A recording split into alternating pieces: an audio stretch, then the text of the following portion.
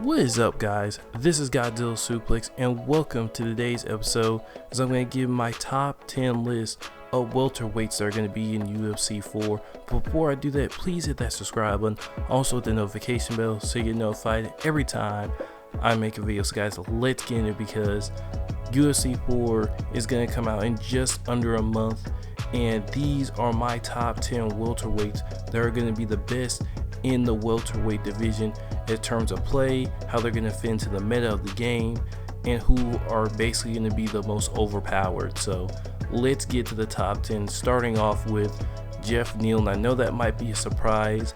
It was tough to pick between him and RDA, but I have to go Jeff Neal because his power and strike accuracy is going to be off the charts in this game. As compared to, he's going to be a good B- character in the meta. He's going to be one of the better strikers. He's going to have a pretty good clinch game, and I think he's going to fit well overall into the UFC 4 welterweight division meta. So then after that, we have Demian Maia, consistently one of the best wrestlers of all time in UFC history, especially on the ground, and that is no different in this UFC game.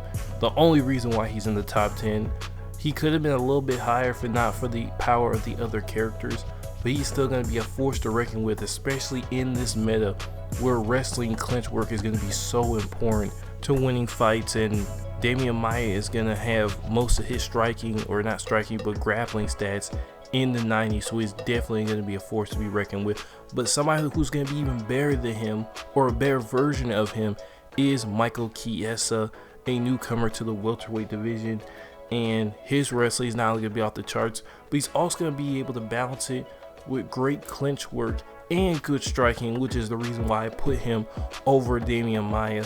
His top game is going to be incredible, whereas I think Demian Maia is just going to be okay, which is going to make Michael Chiesa one of the best B-tier characters in the game, and he's going to be used heavily in competitive online to really rank up characters against A+ characters that he goes against. So then we have Nate Diaz at number 7. Nate Diaz, of course, he's going to be one of the best in the welterweight division with his combination of speed, precision, and health. He's going to be such a dangerous character in this game because not only is he going to have a decent top game, he's going to have a good grapple game, and he's going to have a fantastic striking game. So all that combined together is going to make Nate Diaz one of the best. I mean, I don't know if you would say he was B+. He's probably going to be A-, let's just tell the truth. He's going to be one of the best A characters as term as balance and overall stats in the game. So now who's ahead of him? We have Tyron Woodley. And I know Tyron Woodley has really taken his game off the cliff. He's probably not in the top 5 anymore, but he's just on the cusp of that with Nate Diaz. Those two guys are savages, and Tyron Woodley's still going to have the power he always has. I think what's going to fall off is the footwork in the chin. I think that's what's going to be decreased because he has gotten knocked down in a couple of fights he's been in. But other than that, he's going to stay directly the same. Plus, it also helps that the game meta favors wrestling power strikers, or just wrestlers and clinchers in general. So that's going to give him a boost. And that's the reason why I put him over Nate Diaz, because the game meta really helps out wrestlers in that way. So now we're in the top 5. Who do I got first? And that is Gilbert Burns. The dude has made a huge resurgence in 2020, and he's now probably going to get the next title shot. His stats are going to be dramatically boosted because of his recent breakout fight against Tyron Woodley, which will probably take him to a B+ to a A- fighter, having good striking stats, a decent amount of power, and a monstrous ground game to combo all on top of this UFC 4 ground system. It's just gonna be crazy because this clinch game to submission game is just gonna be off the wall because of all the stats lean towards these grappling type fighters. So then at the number 4, this dude has really went under the radar, and he's gonna be crucial to the UFC 4 welterweight meta, and that is Leon Edwards.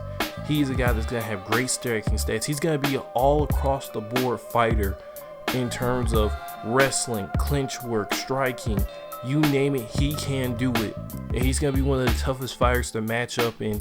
I mean, he was sore tough in UFC 3, but now he's going to nearly break that division in UFC 4 and will be a sleeper fighter for most unknowing fans. They think, oh, who is this guy? And then somebody busts their tail with him. He's going to be a very important fighter for this game. And at number 3 is the cover star, and I know this is a little bit low, but the cover star, George Masvidal. He's going to have the best striking stats in this division. The reason why he's not higher is because of the game meta that's gonna screw him over.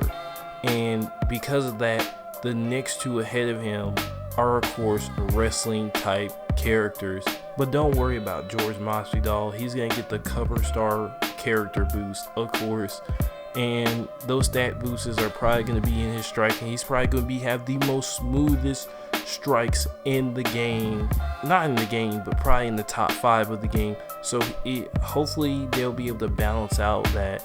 And that's why I put him at my number 3, because his strikes are just going to overwhelm the rest of the division as long as he does not get taken down. Which on top of that, he has a pretty good ground game and ground defense. So that should also be a plus for George Masvidal. At number 2, I say Colby Covington. And I know that's going to be put off a little people. You know, a lot of people are going to be like, wait, why not George Masvidal? Why not Gilbert Burns? Why not Leon Edwards? And the reason why is Colby's extreme stamina combined with his pace, good top game, good ground game. He's going to be a monster to deal with online.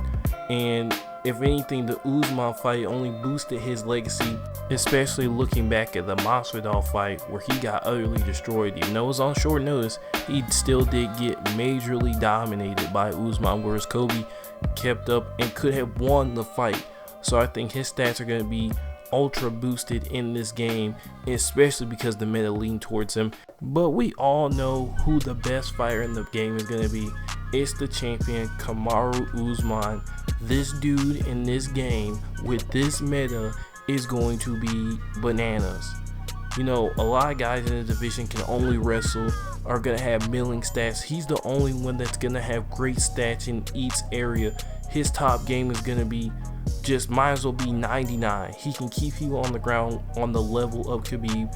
His bottom game might be a little bit middling, but still is going to be above average. His striking game is going to be, he's going to be hard to deal with as far as the power. He's going to have good health. He's going to have good stamina, and he's going to be a problem to deal with.